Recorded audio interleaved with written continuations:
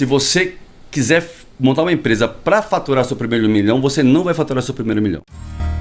Quando que virou essa chave pro empreendedorismo, assim, que você falou, cara, vou empreender? Aconteceu alguma coisa, algum fato marcante? Aconteceu. Eu tive uma grande crise de estresse trabalhando, porque eu trabalhava e não tinha propósito. Eu trocava tempo por dinheiro. Eu era muito eficiente no que eu fazia, tanto é que eu cheguei a diretor de uma multinacional, só que eu trocava tempo por dinheiro. E se você ficar trocando tempo por dinheiro e achar que tudo é na força do seu braço, quando existe algo maior, não importa se você empreende, não importa se você é CLT, você vai ter problemas. E eu tive uma grande crise de estresse. E aí, onde eu saí dessa crise de estresse? Eu fui uma vez só no psicólogo, uma consulta única. E eu fui lá para ele passar a mão na minha cabeça. Eu fui lá e falei, não, olha, eu trabalho demais, eu tenho uma carga horária assim, eu tinha 2.500 funcionários que eu era responsável aqui no Brasil. E aí eu esperava, ele falou, não, é verdade, você trabalha muito. Ele falou o seguinte para mim, Zanon, tem gente que vai pra guerra, volta mutilado e com a cabeça inteira. Tem gente que volta inteira, mas com a cabeça mutilada. Tudo depende do quanto de pressão que você aguenta. Eu falei, caramba, o problema tá em mim, não tá na carga de trabalho. E aquilo caiu como... E eu busquei onde?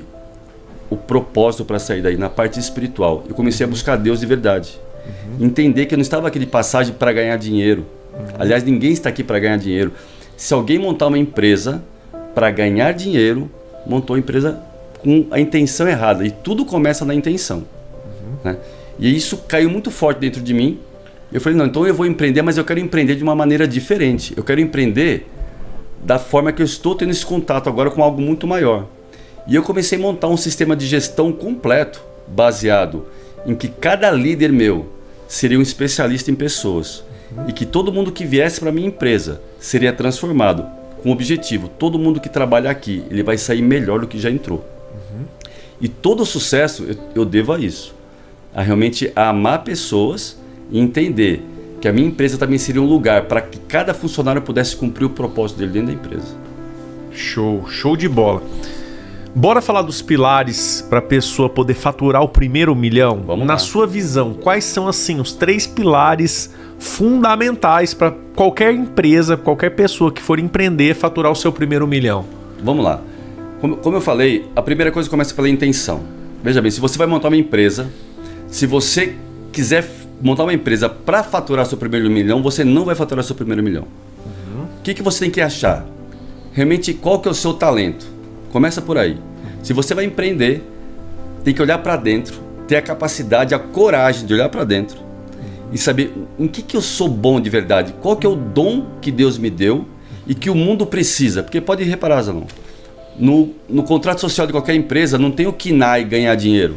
Não existe. O que você põe, a primeira coisa é a razão social, ou seja, qual que é a razão que você vai existir para a sociedade? Então, tudo parte daí. Se você de verdade entender o que você vai fazer aqui, qual que é o dom que você tem e o que o mundo precisa, as startups falam muito sobre isso. Qual que é a dor que você vai tirar do mercado? E o pessoal ficar procurando essa dor fora, o que eu vou fazer? Não, tá dentro. Porque a hora que você souber quem você é de verdade, qual que é o seu dom, você pode ter certeza que o mundo precisa do que tem aí dentro. Então, essa é a primeira coisa. É lógico, depois que você estruturou isso, você vai... Mas antes de falar do segundo pilar, o primeiro pilar é o dom. Exatamente. Perfeito? Na sua visão, eu vejo que muitas pessoas, eu também tive essa dificuldade, mas como encontrar esse dom? Assim, como saber o meu dom? Quais perguntas você se faria para poder descobrir esse talento, esse dom? Eu gosto muito de uma técnica que usa 9 perfis de comportamento, Zanon. 9 perfis de comportamento. Nesse perfil de comportamento, se você tiver a oportunidade de olhar para dentro e descobrir qual que é o seu perfil de comportamento, nesse perfil de comportamento tem sua trava emocional e o seu dom. E eles fazem parte de uma mesma linha. Sabe dimerizador de som que você dimeriza? A sua trava emocional é o seu dom distorcido. E cada perfil de comportamento tem um tipo de dom que está dentro de você. Aí, dom é uma coisa e competência é outra. Então tem a pessoa que tem o dom de realmente conectar com pessoas, tem outra que ele tem uma energia forte para gestão, tem outro, ou seja, de acordo com o perfil de comportamento você tem um dom lá dentro, que você se dá melhor em uma área. Você pode perceber, tem um empreendedor que ele é muito visionário, ele sai sempre buscando muita coisa, tem grandes ideias. Tem outro empreendedor que ele é aquela pessoa que ele tem a facilidade para implementar ideias. Então ele consegue pegar uma ideia e implementar como ninguém. E tem outro empreendedor que ele é muito gerenciador. Ele gerencia muito bem, ou seja, num desses 3 perfis as pessoas se encaixam. Isso é uma coisa. Agora, lógico que tem que ter a competência. Porque você vai ter que ser especialista em alguma coisa. Veja bem, Deus nos fez como um grande corpo. E a economia se movimenta com especialistas. Por exemplo, você é um grande especialista em franquias. Se eu quero fazer minha empresa escalar, eu vou vir até você, porque você tem uma grande especialidade. Além de um dom que você tem uma grande especialidade. Eu posso ter outra especialidade, por exemplo, em logística. E você precisa do que eu tenho. E essa grande troca, é que faz a economia se movimentar. Então Deus já fez isso de propósito, que as pessoas vão ter especialidades diferentes, dons diferentes, que é para a economia movimentar. E aí, quando eu encontro o valor no que você tem, eu estou disposto a dar um valor em dinheiro por isso. Agora, se você não tem valor, ou seja, se você não sabe quem você é, o seu grande dom, e não tem uma grande competência, eu não vejo valor no que você faz. Logo, eu não estou disposto a dar um valor em dinheiro por isso. E o dinheiro nada mais é do que é o valor agregado. Por isso que eu sempre pergunto para as pessoas assim, quanto você acha que você merece ganhar por mês? As pessoas colocam quantias assim astronômicas. Eu falei, então tá, por quê? Aí já vem um silêncio. Já vem um silêncio. Eu falo, ó, o valor que você merece ganhar por mês é o valor que você agrega para o mercado. Então não adianta você achar que você merece muito porque você é esforçado. O mercado não paga esforço.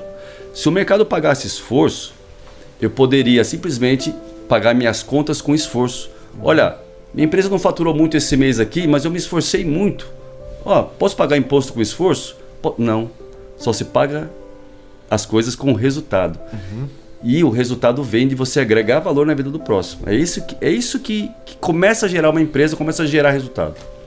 Show, cara, perfeito. Eu concordo, né? Porque você vê algumas pessoas que não adianta. Eu não sou um cara cômico, por exemplo. Eu jamais poderia trabalhar com comédia. Sim. Fazer um stand-up, porque eu iria... O que as pessoas iam dar risada de mim. Ia ficar caricato, né? Eu iria me frustrar. Mas isso não significa que eu não sou bom em algo. A pessoa só precisa encontrar no que ela é boa, né? Eu costumo também, Pedro, falar o seguinte... Tirando familiares, né? Que a sua mãe acha que todos nós somos lindos, né? Então, assim, todo mundo seria modelo, né? Exatamente. Se dependesse das mães. Mas o que o mercado diz, o que as pessoas dizem a seu respeito? Não, pô, a pessoa é uma pessoa bonita, o cara é engraçado. O que as pessoas falam de você? Já dá pra ter o quê? Um norte. Com certeza. Pô, as pessoas falam, pô, o Zanon é um cara, sempre falaram, sabe o que de mim? Que eu era mão de vaca. Tá. Então, pô... por me colocar no financeiro top, né? Sim. Porque eu sempre fui muito controlado. Meu irmão já era visto mais como um cara mais mão aberta e tal. Então, eu já vi um norte. Pô, me colocar no financeiro eu vou me dar bem. E outra coisa que sempre falavam, ele é sonhador. Desde criança, eu nunca vou esquecer. Meu pai falava... Meu pai chama Reinaldo, também sou Reinaldo, então ele me chamava de Reinaldinho. O Reinaldinho é muito sonhador. Então, cara, eu falei, pô, se eu sou sonhador, né? Se eu tenho controle de finanças, se eu sou mão de vaca, eu posso empreender. Porque para empreender você tem que ter o quê? Sim. Visão, né? Sonhar grande, porque a gente é do tamanho que a gente sonha que a gente Exatamente. E também controlar aquilo. Porque não adianta nada você faturar 1 milhão por mês e gastar 1 milhão e 50, né? Exatamente. Eu prefiro faturar 100 mil... gastar 20 para faturar esses 100 mil e sobrar 80 no meu bolso, Com né? certeza. Então, show de bola. E o segundo pilar, na tua visão? Então, depois que você realmente conseguiu essa parte de dom e especialidade, e aí você vai ter que ser um ótimo gestor de processos. Veja bem, quando você vai montar uma empresa, você tem que ter mapeado os processos, até para você poder contratar as pessoas corretas para cada tipo de processo. E fatalmente, quando eu falo de gestão de processos, você vai ter que delinear o que a sua empresa vai precisar, de que forma que isso vai funcionar. Então você tem que ter seus processos mapeados. Quando eu falo processo, é procedimento mesmo. Como vai funcionar cada parte da sua empresa. Falar, mas Pedro, a minha empresa sou só eu, não tem mais ninguém. Mas sim, mas existe processo. Você tem que começar a estruturar seus processos, porque quando você for contratar alguém, já tem o processo delineado. Porque isso não acontece quando acontece com muita gente. Começa de forma desordenada, aí começa um monte de incêndio na empresa e acha que precisa de pessoas. E por muitas vezes não precisa ainda. É porque os processos estão desorganizados. Não tem isso mapeado, não tem isso delineado, princípio, meio e fim. E aí não precisa. Agora, se você precisar, ainda assim, os processos são tão primordiais pelo seguinte: quando vier alguém, ele vai fazer exatamente o quê? Ou você vai colocar mais uma pessoa para apagar incêndio na sua empresa? Não. Ele vai vir para executar essa tarefa aqui. E aí, se você não tem processos desenhados, você não consegue definir que competência você precisa da pessoa e onde ele vai trabalhar exatamente e o que ele vai fazer.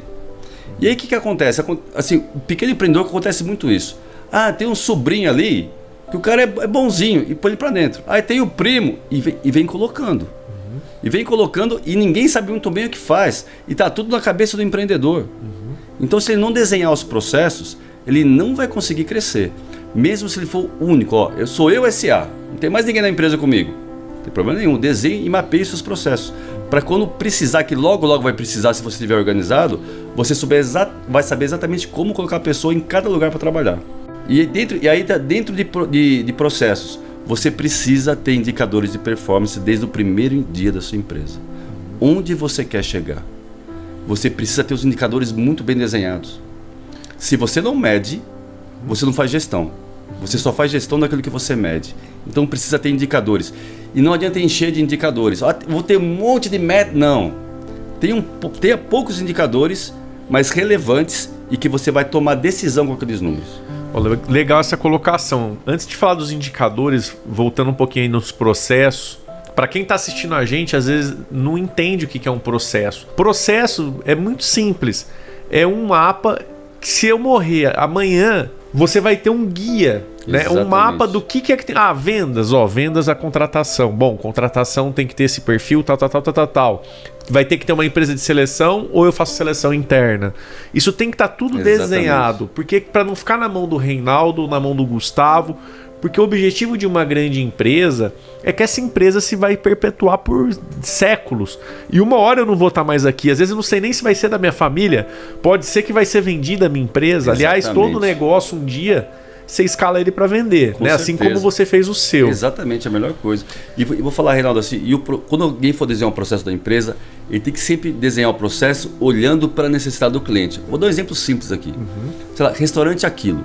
Quero que eu mostrar o restaurante Aquilo. Aqui, por exemplo, nós estamos num prédio comercial aqui, que um restaurante Aquilo aqui vai matar a dor de muita gente. Porque vão ter vários funcionários aqui que precisam sair para almoçar, comer rápido e voltar. Eu falei assim, tem 40 minutos para comer de repente. Como é que ele vai estruturar o processo de um restaurante Aquilo? Veja bem, ele vai pensar, peraí, o que meus clientes precisam? Comer rápido, a um preço legal, né? E se eu estruturar uma fila só aqui no meu restaurante, vai ficar uma fila enorme. Peraí, e se eu tiver 4 balcões de atendimento onde as pessoas chegam e já saem rápido do outro lado? Ou seja, ele vai estruturar o processo dele de acordo com a intenção e a dor que ele quer matar no mercado. Isso que traz sucesso. E para quem está começando, que é um microempreendedor e não tem processo nenhum, quais seriam os 5 principais processos a ser desenhado? Olha, primeira coisa, você precisa definir a sua parte operacional. Vamos supor, se você vende pipoca, como que é o processo para você produzir, comprar, ou seja, toda a parte operacional do seu carrinho de pipoca, por exemplo. E falar, mano, pipoca, Pedro. Existe empreendedor, por exemplo, tem o Valdir lá de Curitiba, o Valdir da Pipoca, já ouviu falar dele? Já ouvi falar, famoso. Ele tem franquia hoje em dia. Então, ou seja, porque ele é estruturado e organizado. Porque tem processo. Tem processo. Como eu trabalho com franquia, eu entendo bastante disso aí. Não tem como você franquear sem processo. O processo faz parte do franqueamento. A gente tem a Zanon Expand, que a gente transforma negócios em franquias. Então a gente fica 6 meses estruturando o quê? Os processos. Exatamente. Como é que funciona? Tá. Aí o consultor vai, mas e aí? E se apertar isso aqui? Se fizer isso? Aí você vai desenhando os processos. Porque quando um franqueado compra um negócio, ele compra um modelo pronto, né? Ele tem que ter um manual operacional. Porque a franquia é a multiplicação de uma célula perfeita, né, Zanon? Sim. E se quem está começando pequeno é uma pequena célula, não é um grande corpo ainda. Então a parte operacional é a primeira coisa. Segunda parte, a parte financeira. Você tem que ter processo na sua parte financeira, desenhado. Quanto que você vai tirar para você por mês? Quanto que é separado para cada área de custo da sua pequena empresa? Você não pode começar o seu mês com uma surpresa. Quanto que eu vou gastar no final desse mês? Não sei, vamos deixar o mês rolar? Não. Você tem que planejar o seu mês antes de começar E aí, cada centavo que vai sair da sua empresa, você fala, opa, a conta aqui de manutenção, eu tenho R$1.000 para gastar aqui. Então, gastei... acabou. Então, ó, essa manutenção agora, eu posso deixar para o próximo mês? Vou ter que deixar, porque meu budget aqui já estourou. Ou seja, você vai definir contas por cada área da sua empresa, antes de começar o mês. E aí, no decorrer do mês, você vai fazer a gestão financeira da sua... E é simples.